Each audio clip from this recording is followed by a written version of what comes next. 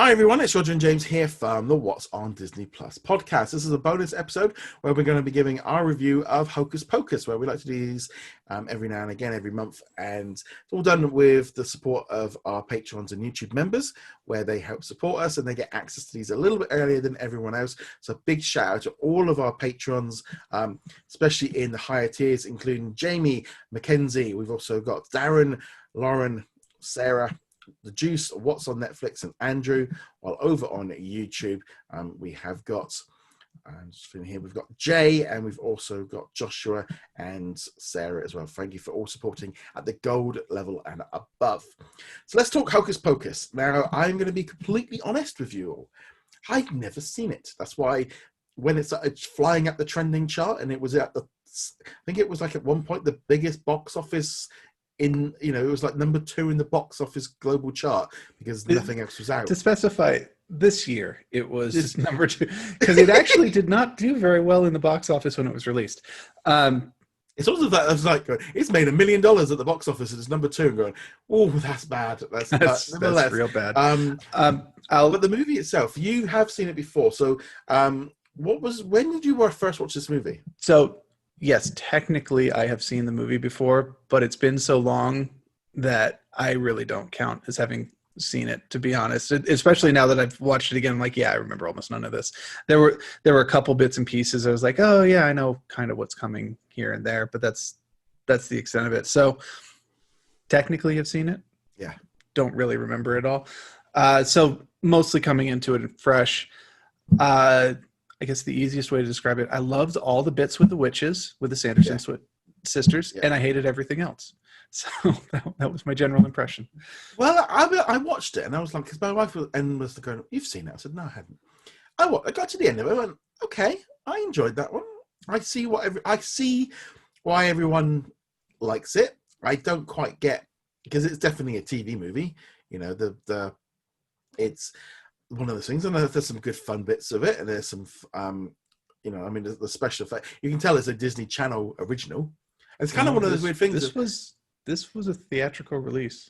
Well, it was done by Kenny Omega, wasn't it? He went on to do like the High School Musical and stuff. And no, but this was a theatrical release. It made something like $23 million.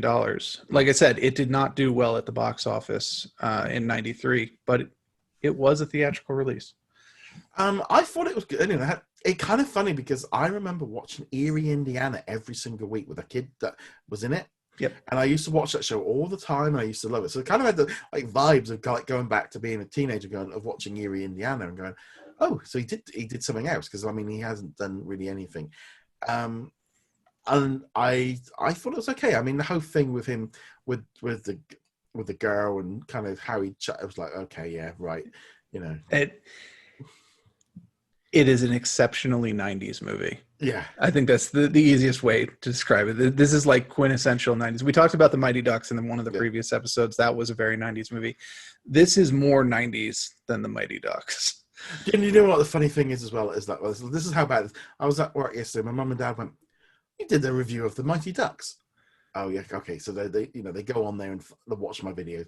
And then they're like, you've seen it? I was like, no, I haven't. I was like, yeah, you would have loved it. We've seen it. It's like, no, you watched it with my brother. So we're having a full-on conversation about last time. Anyway. So I was just like, yeah. And I said, we're doing one for Hocus Pocus. I think you've seen that. I was like, no, I don't know if I've seen and what I haven't seen. But yeah, I watched it. I was like, okay, it's fine. Some of the stuff was kind of cool. Some of the effects, the cat, it was definitely 90s. You can tell it didn't have a huge box. But I can see how it was a fun little Halloween movie from Disney. And it's like, I can see in some ways why it keeps why it gets trending. Like this year of just seeing it trending on Disney Plus and being at the box office. And maybe everyone just wanting some kind of a throwback to an easier and an earlier time when everything was a bit more simple before the internet. Where, it was just like, the whole idea of the parents all just go off to the party, just leave your kids behind, it's fun. Just go out and do trick or treat by yourself. Just sort yourselves out. We're going off to a party. It's like that's like 90s as you can get. I know. And honestly, it's just a fun movie. I will stand behind my initial statement. I love the sisters.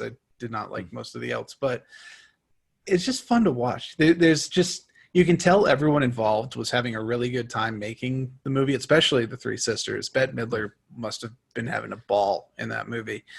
And I appreciated some of the other things too, like when they do find the parents, and he confronts the dad, and he's about to tell this. The dad immediately is like, "Is your little sister okay?" Like a proper parent response, as opposed to like the "Why are you bothering us at this adult party thing?" Which is actually fairly typical of Disney movies, or Disney Channel movies, I should say. Yeah. Again, not a Disney Channel movie, but it might as well be. Mm. And it actually got it had some decent effects for the time. Fun fact: the cat would eventually be reused in the live-action Sabrina the Teenage Witch as the cat Salem. All right, cool. Must have got about it. But yeah, it was kind of one of those things of, there's a few things. I mean, the one, I'll be honest, this is the first time I think I've ever seen Sarah Jessica Parker. I'm getting them. Yeah. I'll be honest, she's on the, like when you have like an actor or actress that you just don't like. And you can't quite, you don't know why, and whatever they're in and whatever character in, it's just, she's just one of those actresses that is just like, in this one, it was like, okay, she's completely different in this. And it was like, and it was just, obviously being that much younger in it, but it was that kind of thing of, oh, wow, that's actually a movie I actually liked, where she played a character. And that, I think there's that kind of thing of going, oh, she's actually quite good in this one. I was quite surprised, because normally she's just someone that I just plays the same character that I've seen her in everything. Yeah, she's most well known for playing Sex in the City, which is a completely different style of show than Hocus Pocus. So I'm used to seeing her in that same way. I've never seen Sex in the City, but I know, the general gist of it. And she's a very serious character, and modern woman, and it's New York, I think. But in this, she is just bonkers. She is off the wall, completely out of her head. And you can tell she's having fun filming this movie. Like she's just like, you're off the leash, just be crazy. And she bounced off Bette Midler great. And what was the name of the other actress? Don't know. I do know her name, but I can't draw on it right now. Sorry. No, I mean, I completely agree. I thought her character was the best of the witches, and it was like, okay, it was. And I will be honest, I was like, okay, that's cool. I see why that worked. And Bette Midler and all the rest, I think, like, oh, I see now why everyone wants to, it's like they want a sequel and all this again. And I'm sitting there going, what? I think you're better off just leaving it alone. Just let it be a moment in time rather than trying to recreate magic. I have to agree with that. I mean, if they are going forward with Hocus Pocus 2, it sounds like they are. I'll give it a shot. When it comes out, my expectations aren't that high. It's definitely a lightning in a bottle kind of thing, this first one, where everything just kind of worked properly, and I don't know if they can recreate that. If they do, fantastic. As long as they have fun with it, it should be okay. The only thing that's going to be interesting to see how they do it is, like, obviously, they were supposed to have died, so that's obviously a major thing. But they're all going to be so much older. I mean, it's like they can't suck some more life out of kids to get some. I suppose they could. I don't know what they. Well, I don't. The de-aging technology that Disney has these days is getting better and better, but you still need a Captain America: Civil War or a Star Wars Last Jedi kind of budget to really make it look any good. I suppose unless they do it like the only good thing they could do is they could do most of the thing where they're trying to they could do like a prequel. Maybe there's a prequel of before it back and set it back in the 1600s where they haven't, they can be older because they haven't got enough. They haven't sucked enough juice, so they are a bit older. That's the one way I think they could get around it. But yeah, I'll be honest, it was one of those sort of movies of just kind of going, okay, I see what you're all excited, what everyone's watching this for. I get it. Everyone reverting back to something from their youth and just watching. And I was just like, yeah, I missed this. And again, it's a bigger thing as well. Halloween in the 90s, for me as a kid at the time, really wasn't a thing as much over here. In the UK, it was still very much like an American import thing, and we saw it on the TV. That was you grew up watching Halloween through we might have done a bit of trick-or-treating, but there was not I mean, I think as a kid we had like one Halloween party. It just wasn't. We didn't decorate. Nobody decorated the house. Nobody would get excited about it, and so obviously that part of me just doesn't have that connection with Halloween. Like I know obviously a lot of you like grew up doing it, so we did. So obviously we don't have that.